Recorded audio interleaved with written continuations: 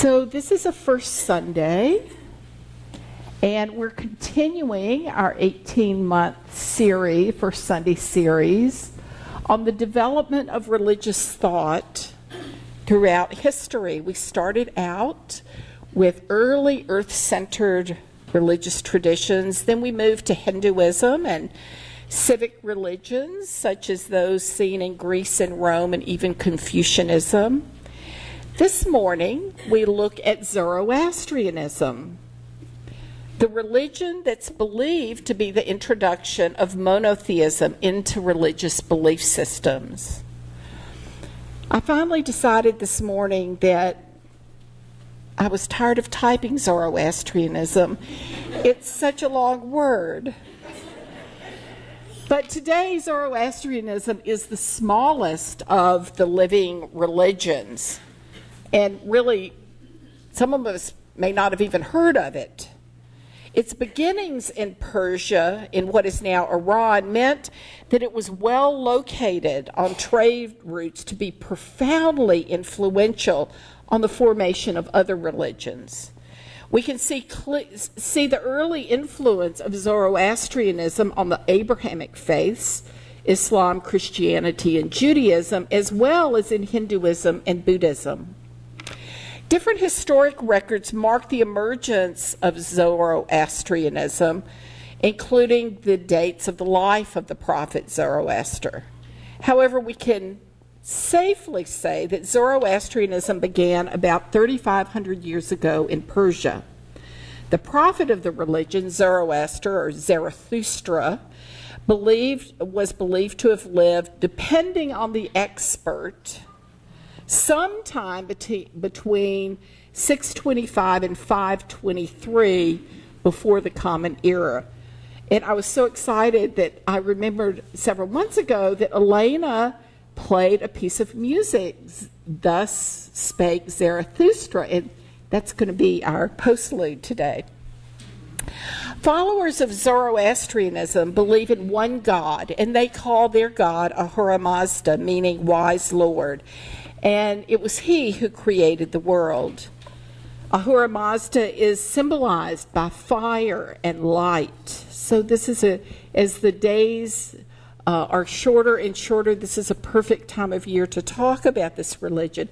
Over the centuries, many have thought that Zoroastrians were fire worshippers, but that isn't accurate. Fire is the symbol of Ahura Mazda, and an eternal flame burns in every Zoroastrian temple. In less than 2 weeks, Jews will observe Hanukkah, which remembers the relighting of the eternal flame in the Temple of Jerusalem.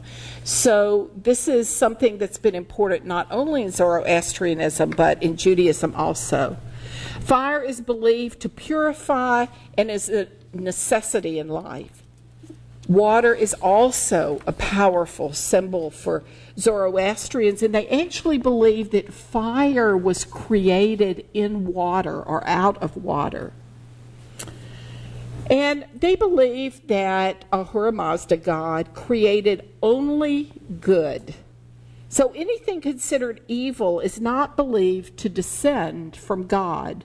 Therefore, all creation contains a dualism between that which is good, called spentamenu, or progressive mentality, and that which is evil, angramenu, or destructive mentality.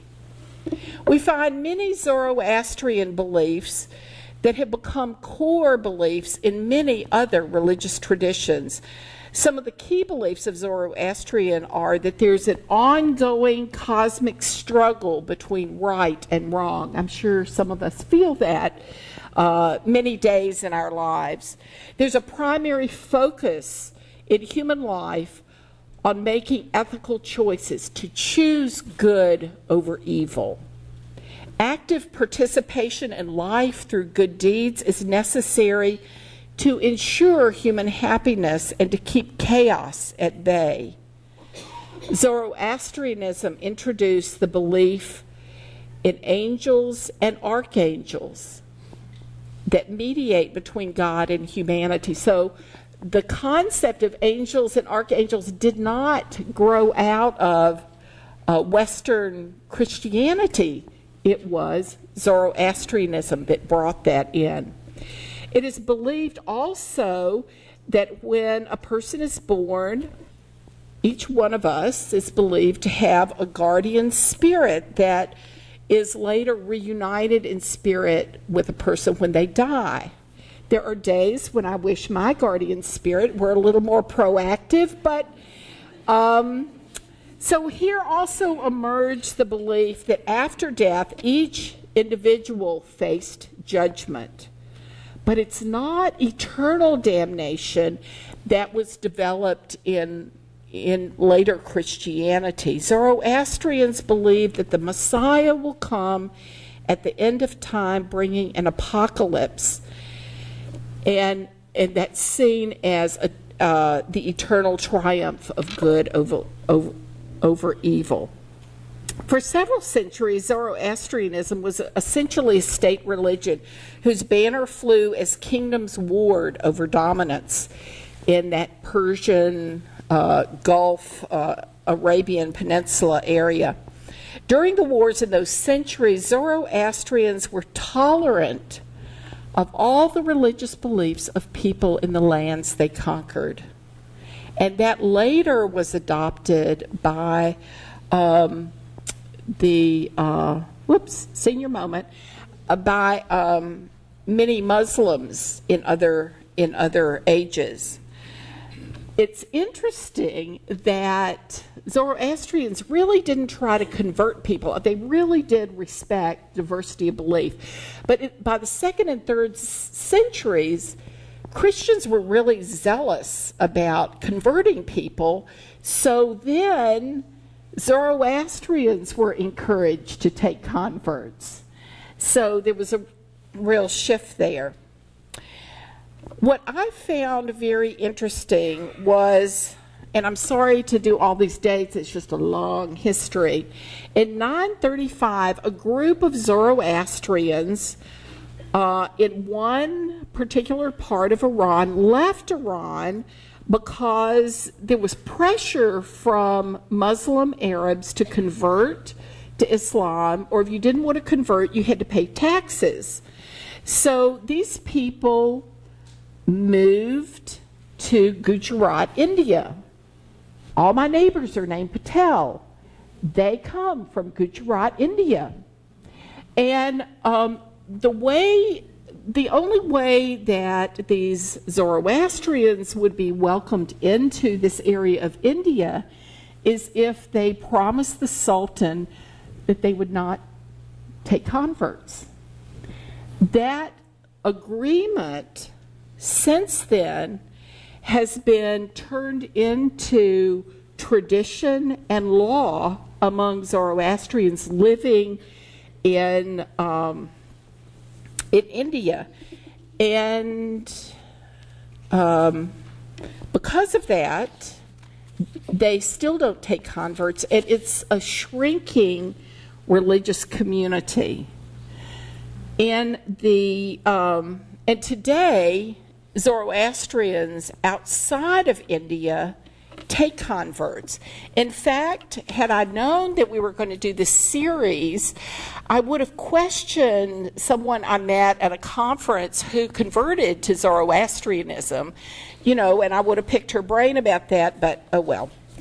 But a few years ago, I met a very interesting guest lecturer who came to lecture at the University of Georgia, and she was from India. Today, the Zoroastrians are called Parsis in India. And so I was able to have sort of a one-on-one conversation with this woman, and she said that one of the concerns for Zoroastrians in India is that because they don't take converts, and you can't marry outside your religion, they have a very small gene pool. So almost all the Parsis in India today have really bad eyesight. And she was saying because they don't take converts, she's afraid they're going to end up like the Shakers. But I found that very interesting. The priesthood in Zoroastrianism has been traditionally all male. However, today in Iran and the United States, women are ordained as Zoroastrian priests. Interesting combination of countries. So, you know, y'all know me by now. I have wacky interests, and as an undergrad, I wrote a paper on the burial practices of Zoroastrians. But it's really one of the most unique things about the Parsis in India. Because they believe that a dead body is unclean, they don't want to burn it or bury it.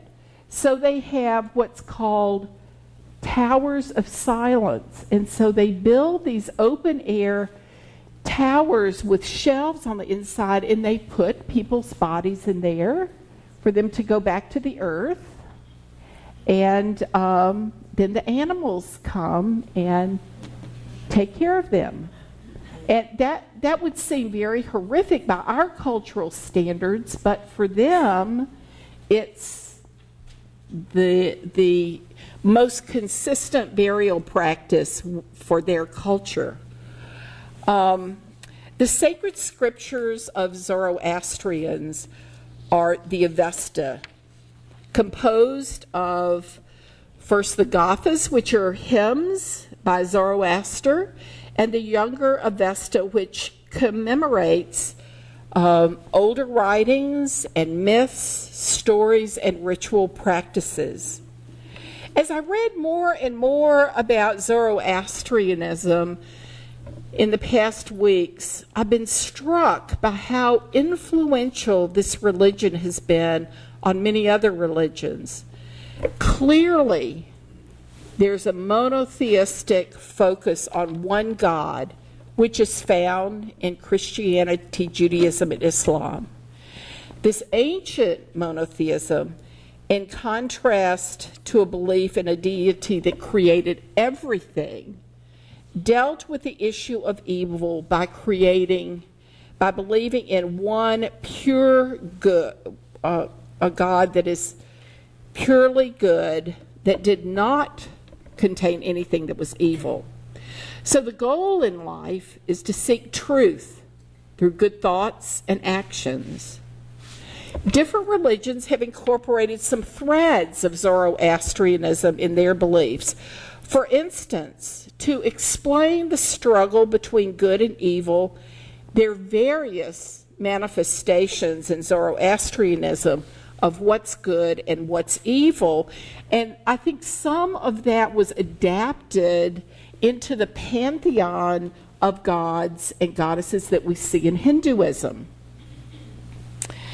To help us, there are angels and archangels, as I said, which can be seen as aspects of God. Such angels can be seen in a number of Christian traditions. During my study, I found it interesting that Zoroastrianism claims 7 intelligences that are guardians of various aspects of human nature. First, Ahura Mazda, the one being universally present. So we are always surrounded by God. The good mind, or right understanding. Highest righteousness, or dharma. Desirable dominion, or the ideal society. Holy devotion, an attitude of benevolence. So put those donations in the offering plate. To reach a state of perfection, complete well-being, spiritual and physical integrity, and then immortal bliss. Now, for me, as soon as I read that, what got triggered for me was the Eightfold Path in Buddhism, which are right understanding, right thinking or following the right path in life, right speech, right conduct, right livelihood, right effort or promoting good thoughts and conquering evil thoughts, right mindfulness, and right concentration. So you can sort of see the interweaving over the last, actually, 2,000 years. Another interesting belief of Zoroastrianism that I found very universalist is the belief that in the afterlife, souls are not condemned for eternity. Now, we know that the sense of condemnation and hell didn't exist in early Christianity. So this is very similar to the Universalist beliefs in the early Christian church before Christianity became a state religion. For Zoroastrians, even those who were evil in their lives will, at the end of time, when the Messiah comes, be reconciled with God. As we find in all religious traditions, Zoroastrianism has an emphasis on prayer several times daily. And as we move deeper into winter, we know the importance of light as a symbol of hope. There's a core belief in Zoroastrianism that everything is created as it should be, that there is a divine order of things, and there is a belief that duality exists as part of the divine manifestation. Therefore, we have free will to choose between what is good and right and what is destructive. We are to live out our lives on the basis of a moral code: good thoughts, good words, good deeds. And this focus of living out our moral beliefs can be seen particularly in our own second and fourth Unitarian Universalist principles. The second principle being justice, equity, and compassion in human relations, and the fourth being a free and responsible search for truth and meaning. But you know, as I thought about Zoroastrianism these last days, I realized how much wisdom later religions gained from this small but living tradition. And while I'm aware of the similarities and differences between my own beliefs and Zoroastrianism, I kept focusing on the struggle between good and evil that adherents believe goes on in the hearts and minds of every person every day. Which will win out, good or evil? It was believed that each of us must continually work to think and act rightly. Good thoughts, good words, good deeds. At the same time, in the last weeks, I was also reading about the struggles for righteousness that is being lived out in our society as increased violence against people of color and poor people is being silently tolerated. I know that each of us tries to be thoughtful about how we need to work for good in the world. The struggle to think and act with righteousness is part of our moral code. Are we called to act and to speak in new ways?